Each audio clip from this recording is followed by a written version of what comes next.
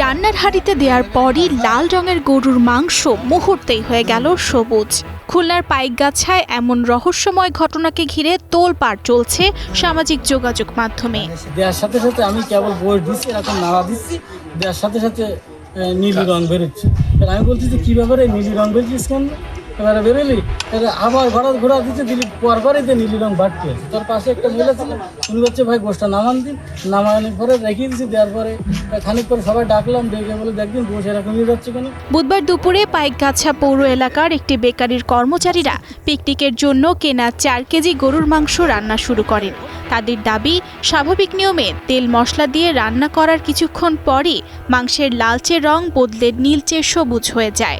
বিষয়টি দেখে আতঙ্কিত হয়ে তারা কড়াইসহ প্রথমে মাংস বিক্রেতার দোকানে, পরে উপজেলা নির্বাহী কর্মকর্তার কার্যালয় এবং শেষে থানায় যান।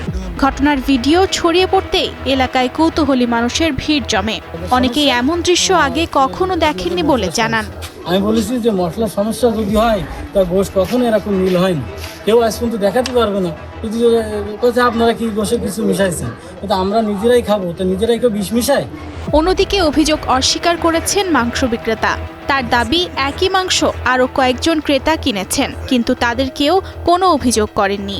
তার ধারণা, রান্নার সময় ব্যবহৃত কোনো উপাদানের কারণেও এমন হতে পারে।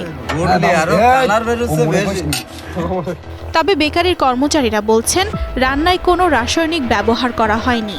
তারা মাংসের নমুনা পরীক্ষার মাধ্যমে প্রকৃত কারণ উদ্ঘাটনের দাবি জানিয়েছেন। জানে সে কালার, সে পেঁয়াজের রসুনি কালার